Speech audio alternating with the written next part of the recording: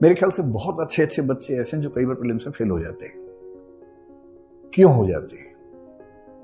इसकी एक वजह तो ये हो सकती है कि उनके पास बुद्धि का अभाव है ना। ये तो आप मानेंगे नहीं, मानना भी नहीं चाहिए।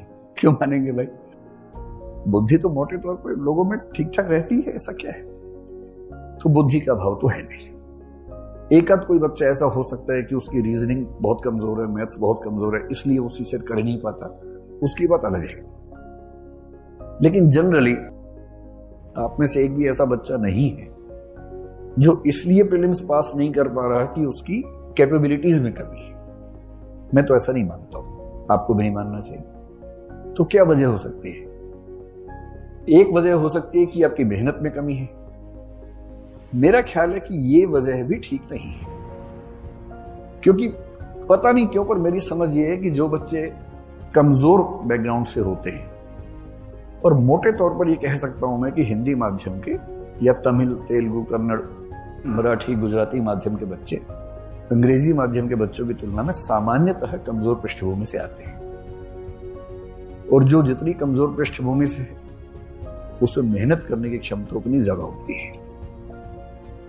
ये जनरल ट्रेंड दुनिया भर में है। इसलिए आप देखेंगे भारत के लोग अमेरिका जाकर झंडे गाड़ देते हैं, क्योंकि वहां वो कमजोर है। तो वहां वो रात दिन मेहनत करते हैं जिंदगी बेहतर बनाने के लिए, एकदम झंडे गाड़ देते हैं। मतलब ये भी है कि यहाँ के बेस्ट लोग वहां जाते हैं, वो भी एक पक्ष है इसके पीछे। तो ये वजह भी नहीं है कि आप क्यों नहीं सिलेक्ट हो पा रहे। मेरी समझ ये है कि सफल ना होने की बेसिक वजह दो तीन है। एक तो है डिसिप्लिन, कि मेहनत करना लेकिन उसको डिसिप्लिन के साथ ना कर पाना। जैसे 3 दिन पढ़े तो ऐसा दशरथ माझी की तरह पढ़े, जब तक तोड़ेंगे नहीं तब तक छोड़ेंगे नहीं, इस भाव से पढ़े, और 3 दिन बाद 7 दिन के लिए लेट गए, एकदम आराम करेंगे। 3 दिन ज्यादा पढ़ लिए थे, उसके बाद से दिमाग में चक्कर आ रहा है तो वो ठीक करने के लिए सो रहे हैं। एक तो ये हो सकता है कि लगातार नहीं पढ़ पा रहे। दूसरा, मेहनत पर्याप्त नहीं होती ना। मेहनत से ज्यादा जरूरी है स्ट्रेटेजी। देखिए, अगर मेहनत करने से ही बात बनती तो अगर पशुओं की तुलना की जाए तो गधे घोड़ों की जगह आसीन हो गए होते, पर गधे गधे ही रह के ज्यादा मेहनत करके भी, और घोड़े घोड़े ही है ना। बुरा मत मानिएगा, इन शब्दों का भाव समझिए कि सिर्फ मेहनत से नहीं होता है।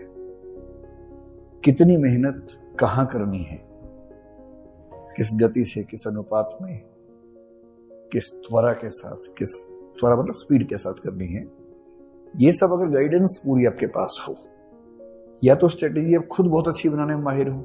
जैसे मैं जब विद्यार्थी था, मुझे ऐसा लगता था कि स्ट्रेटेजी बहुत आसान चीज है, इसमें क्या दिक्कत है। और मुझे कभी किसी की जरूरत पड़ी नहीं स्ट्रेटेजी बनाने में, क्योंकि सबका अपना अपना माइंड होता है। मेरा जो तरीका है सोचने का वो एल्गोरिथमिक ज्यादा है, तो वो स्ट्रेटेजी बन जाती है आराम से, दिक्कत नहीं आती। हर व्यक्ति का वैसा नहीं होता, कुछ लोग क्रिएटिव ज्यादा होते हैं, कुछ के अलग तरीके से दिमाग काम करता है, तो स्ट्रेटेजी में उतना दिमाग उनका नहीं लगता। तो या तो आप खुद बना ले, या कोई आपका साथ दे आपकी स्ट्रेटेजी बनाने में और एग्जीक्यूट करने में। यही तरीका है। तो मैं स्ट्रेटेजी प्लस गाइडेंस एक साथ लिख देता हूं, तो आप समझ पाएंगे कि इस प्रोग्राम के पीछे हमारा मंतव्य क्या है, उद्देश्य क्या है। ठीक है। तीसरा क्या होता है, जैसे हम में से कई लोग ओवर कॉन्फिडेंस के शिकार होते हैं, कुछ लोग अंडर कॉन्फिडेंट होते हैं। और मैं अपनी क्लासेस में ये बात कई बार समझाता हूं, किसी के कॉन्फिडेंस से किसी के व्यक्तित्व का आकलन नहीं करना चाहिए। चारों संभावनाएं, जबरदस्त व्यक्तित्व, जबरदस्त कॉन्फिडेंस, ये हो सकता है। जैसे मोदी जी, ये भी हो सकता है कि व्यक्तित्व जबरदस्त ना हो पर कॉन्फिडेंस जबरदस्त हो। इसका एग्जांपल मैं नहीं दूंगा है ना। वैसे देश का माहौल ठीक नहीं है, पता लगा इसी पे किसी ने मार दिया और कहा कि यूक्रेन से बम आया था। अभी तो यूक्रेन के नाम पे कुछ भी हो रहा है। सब्जी के रेट बढ़ गए हैं, लोग कह रहे हैं कि यूक्रेन से सप्लाई नहीं आ रही है, इससे टमाटर महंगा हो गया है। अजीब हाल है। युद्ध का फायदा सब लोग अपने अपने तरीके से उठा लेते हैं। तीसरा ये भी हो सकता है कि योग्यता ज्यादा हो पर कॉन्फिडेंस कम। और चौथा तो होता ही है, योग्यता भी कम, कॉन्फिडेंस भी कम। वो तो खूब दिखता है। तो पहले मैं भी जब छोटा था आपकी तरह, जब मुझसे कोई बहुत कॉन्फिडेंस से बोलता था ना कि मैं तो आईपीएस बन के मानूंगा, मैं डर जाता था कि ये तो बन ही जाएगा, इतने कॉन्फिडेंस से बोल रहे। धीरे धीरे कई अनुभवों से मैंने सीखा कि बोलने पे नहीं जाना चाहिए, और अब तो उल्टा हो गया है। प्रीलिम्स में 100 क्वेश्चन होते हैं, जब मुझे कोई बच्चा बोलता है ना कि 70 ठीक है, मैं समझता इससे तो नहीं होगा। जब कोई कहता है कि नेट स्कोर 140 प्लस आ रहा है, तो और मेरा अनुमान आमतौर पर ठीक निकलता है, ऐसे मामलों में नहीं ही होता है।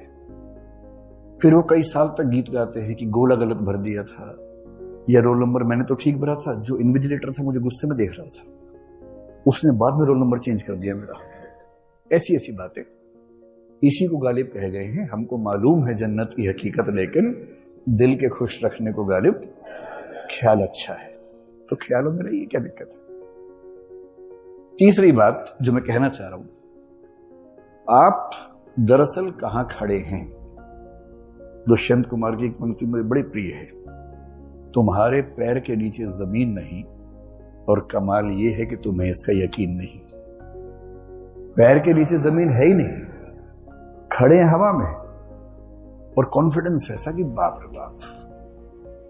तो याद रखना, तुम्हारे पैर के नीचे जमीन नहीं, और कमाल है कि तुम्हें इसका यकीन नहीं। ऐसा आपके साथ ना हो जाए।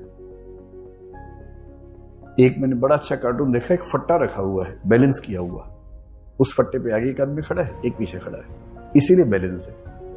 पीछे वाला आगे वाले को लात मार रहा है, तो नीचे लिखा हुआ आ रहा है, लात मारने से पहले अपना भी देख लो, है ना। कई बार जरूरी होता है कि हमें अपनी जमीन का आइडिया हो।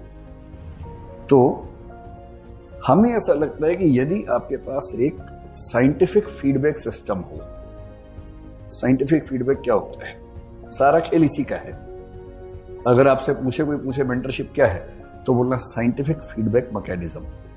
मूल रूप से ये हमें ये पता ही नहीं होता कि हम कौन से सेगमेंट में कितने अच्छे हैं, कहां कितने बुरे। सब सेगमेंट, टॉपिक, सब टॉपिक, कंसेप्चुअल प्रश्नों में अच्छे हैं या फैक्चुअल में अच्छे हैं, कितना टाइम ले रहे हैं। ऐसा तो नहीं कि हम ठीक कर रहे हैं पर बाकी लोगों की तुलना में टाइम ज्यादा ले रहे हैं। और जब हमें अपनी एक एक चीज, एक एक अच्छाई और बुराई का साइंटिफिक फीडबैक ना मिले, तो हम अंधेरे में तीर मारते रहते हैं।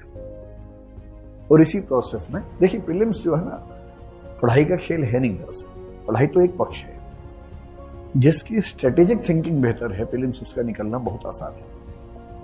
और जो स्ट्रेटेजी में कमजोर है, रणनीति में कमजोर है, उसका प्रीलिम्स निकलना बहुत मुश्किल काम। बेसिकली हम ये करना चाह रहे हैं कि आपको अपनी तैयारी के एक एक पक्ष में साइंटिफिक फीडबैक मिल जाए, और साथ में एक ऐसा व्यक्ति मिल जाए जो आपको मेंटरशिप यानी कि मार्गदर्शन, साथी की भूमिका में आपके साथ खड़ा हो सके, जो आपसे सीनियर हो, जो उन चीजों से निकला हो जिनको आप झेल रहे हैं, और वो आपको बता पाए कि देखो इस चीज में दिक्कत है तो इसका ये समाधान है, ऐसे करो। आपका हाथ पकड़ के आपको आगे लेके जा सके। अगर ये सब हो जाए, क्या होता है कि 2, 4, 5 नंबर से ही अटकते हैं हम लोग आमतौर पे। वो 5 नंबर की यात्रा बहुत मुश्किल नहीं है इस प्रोसेस में। और इस वजह से हमने इन सब चीजों को मिलाकर एक कंसेप्ट बनाया। हमारी एक बड़ी टीम, करोलबाग में कुछ लोग हैं, कुछ ये हमारी टीम है, सबने मिलकर प्लानिंग की, ताकि जो भी बेस्ट हो सकता है वो सारा यहाँ के बच्चों को मिले। और मैं अपनी इंग्लिश की टीम का भी शुक्रगुजार हूं, उन लोगों ने बड़ी हेल्प की।